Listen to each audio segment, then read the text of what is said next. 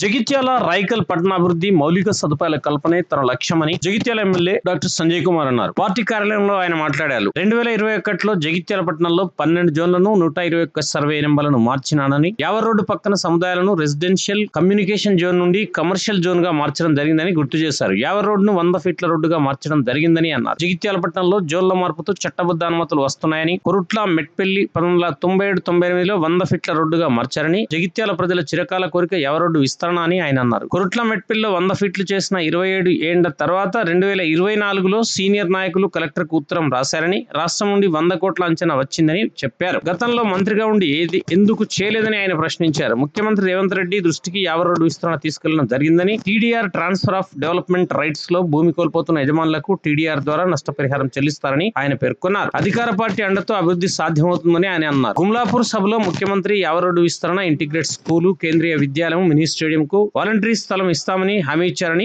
ఆయన అన్నారు. నమస్కారం. జగిత్యాల పట్టణ ప్రజల ఆకాంక్ష జగిత్యాల పట్టణ అభివృద్ధి, అదేవిధంగా మౌలిక వసతుల కల్పన. దాంతోపాటుగా రాయకల్ పట్టణం కావచ్చు, ప్రతి వాళ్ళకు కూడా అభివృద్ధి కావాలి, ప్రణాళికాబద్ధంగా పట్టణం అభివృద్ధి కావాలనే ఆలోచన ఉంటుంది. మరి దీంట్లో భాగంగా మరి గత ప్రభుత్వంతో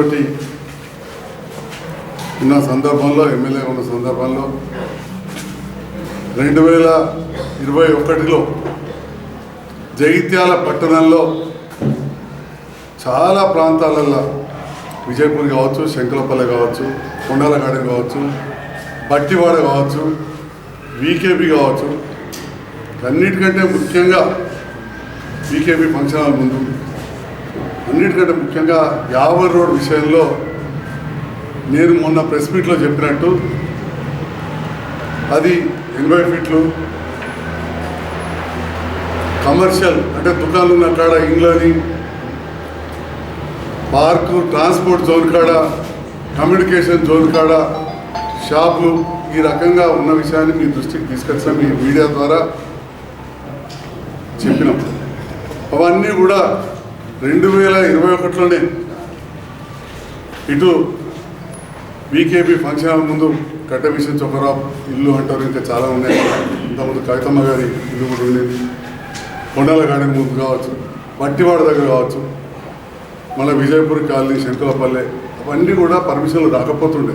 బట్టివాడ మన కాలేజు వెనుక దిక్కు, స్కూల్ జోన్ అందు దాన్ని, ఈ వీకేబీ ఫంక్షన్ హాల్ ముందు అదంతా కూడా పెట్రోల్ పంప్ వెనుక దిక్కు, హాస్పిటల్ జోన్ అందు, అట్లనే ఇండస్ట్రియల్ జోన్, రైల్వే జోన్ అని చెప్పి మన ధర్మపూర్ రోడ్ కూడా, కొండాల గార్డెన్ దగ్గర అదేదో పేరు పెట్టి ఉండేది. అవన్నీ కూడా పర్మిషన్ రాకుండా అందరూ కట్టుకున్నారు, రకరకాలు లేదా ఇల్లీగల్ పర్మిషన్స్.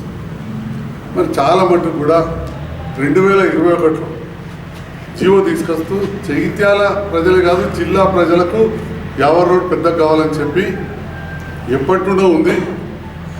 కొరుట్ల మెట్పల్లి అయితే 97-98 మధ్యలోనే కొరుట్ల మెట్పల్లి 100 ఫీట్లు అయిపోయింది. ఇక్కడ అప్పటి నుండి చేయకపోతే నేను 2018 చివరిలో గెలిచిన తర్వాత 21లో ఆ జీవో తీసుకొచ్చాం. 100 ఫీట్లే కాదు, అది మొత్తం కమర్షియల్, లోపల కూడా సందులు ఉంటాయి. యావర్ రోడ్ అక్కడి నుంచి ధర్మపురం రోడ్ దాకా అవన్నీ కూడా 100 ఫీట్ల వరకు, 100 మీటర్ల వరకు, ఇదేమో 100 ఫీట్ల రోడ్డు, లోపల 100 మీటర్ల వరకు కమర్షియల్ ఉంచాలి అని చెప్పి జీవో తీసుకొచ్చాం. దాని ప్రకారమే ఆ తర్వాత కట్టిన నిర్మాణాలు మనం చూస్తుంటాం. విజేత సూపర్ మార్కెట్ అయింది, రిలయన్స్ అయింది, హ్యాపీ బిల్డింగ్, ఇంకేవో 5-6 బిల్డింగ్లు 10 బిల్డింగ్లు అయినాయి ఆ రోడ్లో. అందరూ కూడా సెంటర్కి వెళ్ళి 50 ఫీట్ల దూరంలో కడుతున్నారు, 50 ఫీట్ల దూరంలో కడుతున్నారు. ఇక ఆ తర్వాత అది రోడ్ వైండింగ్ చేయాలని చెప్పి ఆలోచన అందరికీ ఉంది, మనకు ఉంది. కేటీఆర్ గారు వచ్చినప్పుడు కూడా చెప్పారు ఆ ప్రభుత్వం ఉన్నప్పుడు, కానీ అమలుకు నోచుకోలేదు. అదే విషయాన్ని మరి ఇంతకుముందే పాత్రికేయ మిత్రులు అడిగారు, సీనియర్ నాయకులు జీవన్ రెడ్డి గారు కూడా 40 ఏళ్ళ తర్వాత అక్కడ ఎప్పుడో 97 అయితే 2024లో అంటే 24 అంటే 27 ఏళ్ళ తర్వాత వారు కలెక్టర్కు ఉత్తరం రాశారు. దీని మీద ఎస్టిమేట్లు వేయించాలి, బడ్జెట్ తయారు చేయాలి, కమిషనర్ పంపాలి అని రాస్తే కలెక్టర్ గారు కమిషనర్కి రాశారు. దాదాపు 100 కోట్లు అయితే ఇచ్చింది. మరి ఈ సంవత్సరంన్నర కాలంలో ఈ సంవత్సరం 24 ఎప్పుడో చేశారు 7-8 నెలల ఫైల్ అక్కడి నుంచి మళ్ళీ ఎక్కడ కదిలింది అయితే లేదు. ఓకే, వారు రాసింది నేను ఒప్పుకుంటా, కానీ ఫైల్ కదిలింది లేదు. కదలాలంటే ఇది మన ముఖ్యమంత్రి గారి సబ్జెక్టు. స్వయాన ముఖ్యమంత్రి గారే మున్సిపల్ శాఖ మంత్రి. నేను కూడా ఇది వారి దృష్టికి తీసుకెళ్ళింది, కానీ ఎంతో బిజీ ఉంటుంది, దీనికి డబ్బుల విషయం ఉంటుంది. అంతకుముందు వచ్చిన ఈ ల్యాండ్ అక్విజిషన్ విధానం అంటే నష్టపరిహారం చెల్లించే విధానాన్ని అప్పుడున్న ప్రభుత్వంలో కేటీఆర్ గారు మున్సిపల్ శాఖ మంత్రి ఉన్నప్పుడు ట్రాన్స్ఫర్ ఆఫ్ డెవలప్మెంటల్ రైట్స్ అంటే ఎవరికైతే భూమి పోతుందో, ఇల్లు పోతుందో ఆ డబ్బులు హైదరాబాద్లో ఏదైనా 10 అంతస్తులు ఉంటే 11 అంతస్తులు అంటే డబ్బులు కట్టాల్సి ఉంటుంది మున్సిపాలిటీ. అది డైరెక్ట్గా వీళ్ళకి ఇచ్చేయచ్చు. అది వెబ్సైట్లో ఉంటుంది, ఆన్లైన్. అయితే అప్పుడు ఉన్న ప్రభుత్వాలు ఇస్తే అప్పుడు ఆ టీడీఆర్కు ఎక్కువ డిమాండ్ లేకుండే. రియల్ ఎస్టేట్ ఎలక్షన్ ముందు మొత్తం పడిపోయాడు. ఇప్పుడు టీడీఆర్కు చాలా వాల్యూ వచ్చింది. రియల్ ఎస్టేట్ పెరిగింది మళ్ళీ. అయితే టీడీఆర్ రేట్ ఎక్కువది కాబట్టి నేను మళ్ళీ ముఖ్యమంత్రి గారికి అప్పుడు 2023 జీవో గత ప్రభుత్వం తీసుకుపోయి ఇచ్చిన. ఇది అప్పుడు కూడా రాష్ట్రంలో మరొకటి 2 అక్కలు ఎక్కడ నచ్చింది కావచ్చు, కానీ మనకు తెలిసి నేనే అప్పుడు తీసుకురావడం జరిగింది. ఇది చూడగానే ముఖ్యమంత్రి గారు వారి సలహాదారు మరి రాష్ట్రంలో ఎక్కడ లేనిది ఒకటే జగిత్యాలకు ఇస్తే మరి ఎలా ఉంటుందో నేను దీన్ని పరిశీలిస్తామని చెప్పి వారు అధికారులకు ఇవ్వడం జరిగింది. మరి ప్రాసెస్ జరుగుతున్న సందర్భంలో గౌరవ ముఖ్యమంత్రి గారు గతంలోనే నాకు మాటిచ్చుండ్రు, కానీ ప్రజల సమక్షంలో ఇస్తే ఇక అది ఎప్పటికి కూడా ఒక రాజు బాటలాగా అయిపోతుంది. ఎందుకంటే రాష్ట్రానికి అతిపెద్ద నాయకుడు గౌరవ ముఖ్యమంత్రి గారు, స్వయాన వారే మున్సిపల్ శాఖ మంత్రి, వారికి ఆటోమేటిక్గా ఒక బాధ్యత ఉండిపోతుందని చెప్పి నేను మరి అధికార పార్టీ అండతోనే అభివృద్ధి సాధ్యం. ఇట్లాంటి సమస్యలు తీరాలంటే అధికార పార్టీకి అండగా ఉండాలి, వారితో కలిసి ఉండాలి అని చెప్పి ఇప్పుడు ఎలక్షన్లలో కూడా ఆ అధికార పార్టీకి ఎవరు నిలబడరో వాళ్ళతో కలిసి పనిచేస్తున్నా, వాళ్ళ కొట్లేమని చెప్తున్నా. ఎందుకంటే వాళ్ళకి వెళ్తేనే పనులు అవుతాయి. ఈ అధికార పార్టీకి ఏ గుర్తున్న సంగతి అందరికీ తెలుసు. వేరే గుర్తుల మీద నిలబడితే వాళ్ళ పరిస్థితి మళ్ళీ ఉంటుందో అందరికీ కూడా తెలుసు మీకు. సో అధికార పార్టీ ఏదైతుందో ఒకటి పనిచేయమంటున్నాం. అధికార పార్టీ అండతోనే అభివృద్ధి సాధ్యమని చెప్పి కూడా పూర్తి విశ్వసిస్తూ మరి జగిత్యాల ప్రజలు ఏదైతే నా మీద నమ్మకంతో గెలిపించారో, మరి ప్రభుత్వం వేరే వచ్చింది, మరి ఆ కొత్త ప్రభుత్వంతో పనిచేసినప్పుడు కొన్ని ఇబ్బందులు బాధ ఉన్నా కానీ నేను ముఖ్యమంత్రి గారిని కలవడం, వారు బాధపడకుండా ఈ ఆశయం అయితే ఉందో జగిత్యాల అభివృద్ధి అని చెప్పి మాట్లాడుతూ నిన్న చాలా స్పష్టంగా మరి మంత్రులతోటి ఎమ్మెల్యేలతోటి కలిసి పనిచేసే వాళ్ళని గెలిపించుకుంటేనే మరి అభివృద్ధి సాధ్యమవుతుంది. మీ కౌన్సిలర్స్ అందరూ కూడా అలాంటి వాళ్ళని గెలిపియండి అని చెప్పి రాష్ట్ర ప్రజలందరికీ ఉద్దేశిస్తూ నిన్న కరీంనగర్ దగ్గర చెప్పలేని సభలో మాట్లాడుతూ మరి సాధ్యం, అందుకే జగిత్యాల ఎమ్మెల్యే డాక్టర్ సంజయ్ కుమార్ వచ్చి Jagtial Yawar road main road విస్తరణ కావాలని కోరిరు, చేస్తామని చెప్పడం జరిగింది.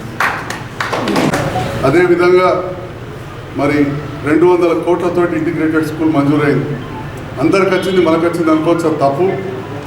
కాంగ్రెస్ అభ్యర్థులు ఓడిపోయిన ఇక్కడ రాలేదు, కొరట్ల రాలే, సిరిసిల్ల రాలే, హుజురాబాద్ రాలే, కరీంనగర్ రాలే, అని జగిత్యాలకు మంజూరు ఇచ్చారు. స్థలం కొద్దిగా ఆగిపోయింది వాలంతరి, అది వ్యవసాయము ఇరిగేషన్కి సంబంధించింది. ఆ చలిగల్ ఫామ్లో ఇస్తే రోడ్డు మీద బాగుంటుంది అని చెప్పి దానికి కేంద్రీయ విద్యాలయం మరియు స్టేడియం అంటే సార్ క్లియర్గా ఇంటిగ్రేటెడ్ స్కూల్కు వాలంతరీ ఇస్తున్నారు. 3 కూడా రాస్తున్నాయి, నా బిజీలో చెప్పలేదు. అంటే చాలా స్పష్టంగా ఈ 2 పనులు కూడా చేస్తా అని చెప్పడం జరిగింది. మరి ఈరోజు అందరూ మాట్లాడతారు మేము చేస్తాం. మరి గతంలో రోడ్ల మంత్రిగా ఉండి వారు అనుకుంటే పెద్ద మనీ కాదు.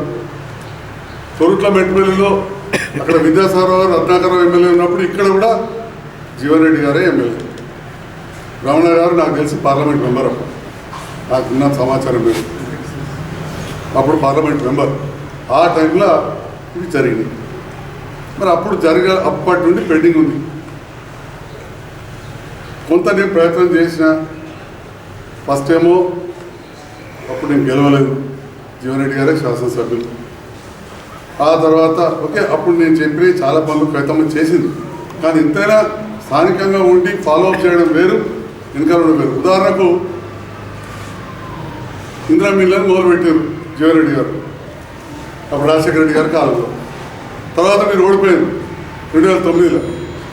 రమణ ఎమ్మెల్యే ఎక్కడిది అక్కడనే ఉండింది. ఇటుకపల్లి పెట్టలేదు, ఊళ్ళో పొదలు పెరిగింది.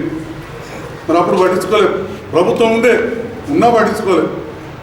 2009కి వెళ్ళి పట్టాలని ప్రభుత్వం ఉండే. అప్పుడు 50 రోడ్డు దానికి రాలేదు. మొదలు చేయాలి. ప్రజల డిమాండ్ అప్పటికెళ్ళే ఉంది. ఇప్పుడు ఎప్పుడైతే నేను అధికార పార్టీ అండతోటి అభివృద్ధి సాధ్యమని చెప్పి నేను ముఖ్యమంత్రి మంత్రులతో కలిసి పనిచేయడం మొదలుపెట్టినో ఒక విధమైన దాడి ఇక ఇప్పుడు అన్నీ గుర్తొస్తున్నాయి. ఇప్పుడే ఒక పాత్రికేయ మిత్రుడు చెప్పాడు, అరే 2024లో నేను చేసిన అని చెప్పి. ఏం చేసిండ్రు? దీనికి ఇన్ని పైసలు అయితే ఎమ్మెల్సీ గారు, అప్పుడు ఎమ్మెల్సీ ఉండరు, ఎమ్మెల్సీ గారు లెటర్ రాసిండ్రు అని చెప్పి ఈ లెటరు 2012-24 ఆ సందర్భంలో అంటే దాదాపు ఏడాది అర్థం కింద ఉత్తరం రాసింది. ఏడాది అర్థం కింద ఉత్తరం రాస్తే వచ్చింది ఏమన్నా ఉందా? ఏమీ జరిగింది లేదు. కాబట్టి నిన్న ముఖ్యమంత్రి గారు నేను అడిగినా, ముఖ్యమంత్రి గారే మున్సిపల్ శాఖ మంత్రి, వారే రాష్ట్ర నాయకుడు, అధికార పార్టీ నాయకుడు, సభా నాయకులు. కాబట్టి తప్పకుండా ఇవన్నీ అవుతాయని చెప్పి నేను కూడా విశ్వసిస్తూ ఉన్నా. మరి ఎంతకు